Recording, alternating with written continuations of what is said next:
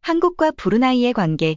한국과 브루나이는 1984년에 공식 수교하면서 교류가 많아지고 있다. 다리 위에서 펄럭이는 태극기 타국의 하늘에서 자랑스런 모습을 드러내며 존재감을 보였습니다. 태평양에 위치한 작은 소국 브루나이에서 발견되었다고 하는데요. 한국에서 만들었기에 현지에서는 태극기 대교라는 별명으로 불립니다. 브루나이의 평생 수건사업이라 할 정도로 불가능한 일이라고 여겼지만 한국이 보란듯이 불가능을 가능하게 만든 결과물이라고 하죠.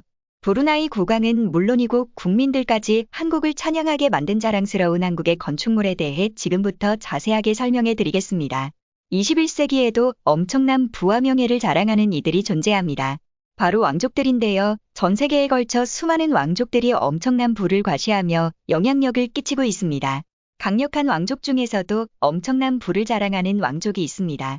말레이시아 보르네오 섬에 위치한 브루나이 왕이 그 주인공이죠.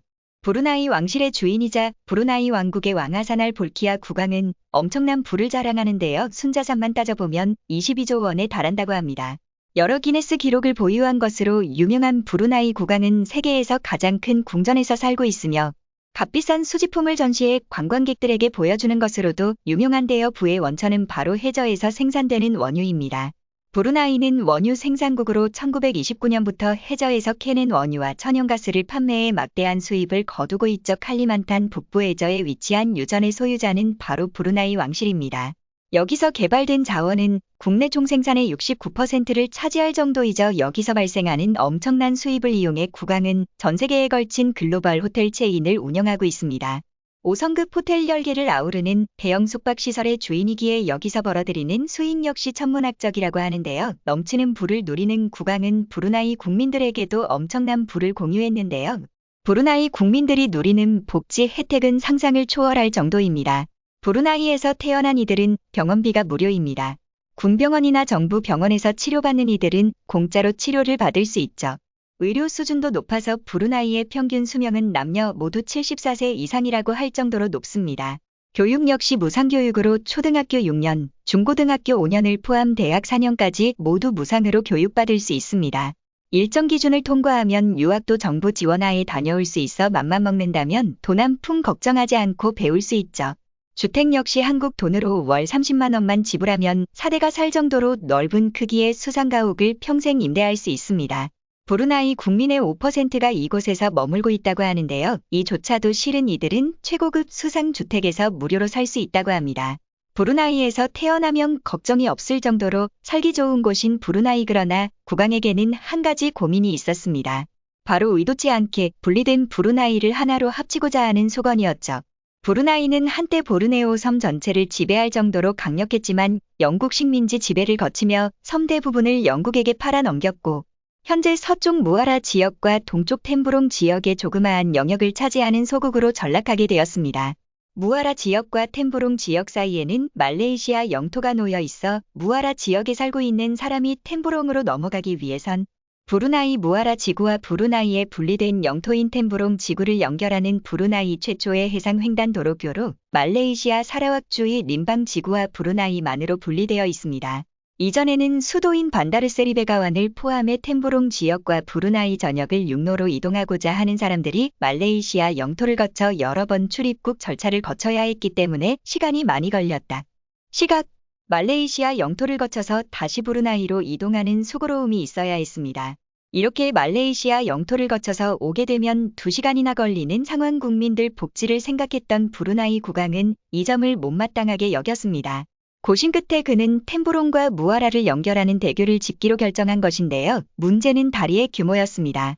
끝이 보이지 않는 다리를 완공하려면 높은 기술력이 필요했죠. 게다가 템브록 무아라 사이는 유속이 거친 곳으로 기반이 단단하지 않으면 금방 무너지기 쉬운 곳이었습니다.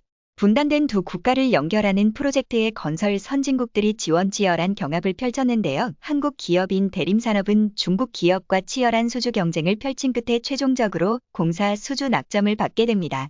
원래는 가장 낮은 단가를 부른 중국 기업이 선정됐으나 브루나이 국왕은 경쟁에서 떨어진 한국 기업을 따로 불렀다고 하는데요. 특수공법을 이용한 대교 건설에 관심을 보인 국왕은 낙점된 중국 기업을 제치고 한국 기업에게 일을 맡겼다고 합니다. 이미 한국은 리파스 대교를 지어 브루나이 국왕의 관심을 받았었죠. 브루나이 강위에 지은 리파스 대교는 이슬람 문화와 국왕을 상징하는 교량으로 대림산업은 국왕의 생일인 7월 15일을 기념해 주탑 높이를 157m로 정할 만큼 브루나이 국왕의 환심을 사는 데 주력했습니다. 이런 노력 덕분에 브루나이 국왕은 믿을 수 있는 한국 기업을 채택 중국 기업의 불만에도 불구하고 한국을 콕 집어 공사를 맡겼습니다.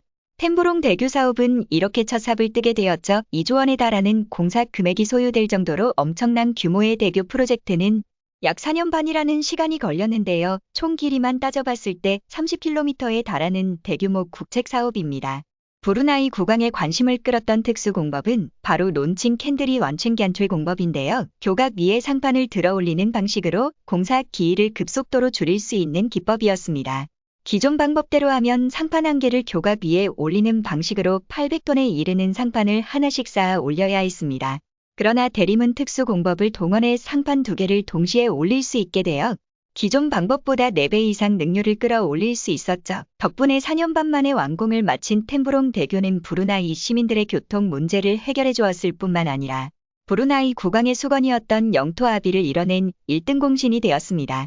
한국에 대한 국왕의 신뢰가 빛을 보게 된 것이죠. 하산 볼키아 브루나이 국왕은 한국을 크게 칭찬하며 태극기 대교라는 별명으로 템브롱 대교를 불렀는데요. 이 별명은 국민들 사이에 퍼져 템브롱 대교의 별명으로 자리 잡게 되었다고 합니다.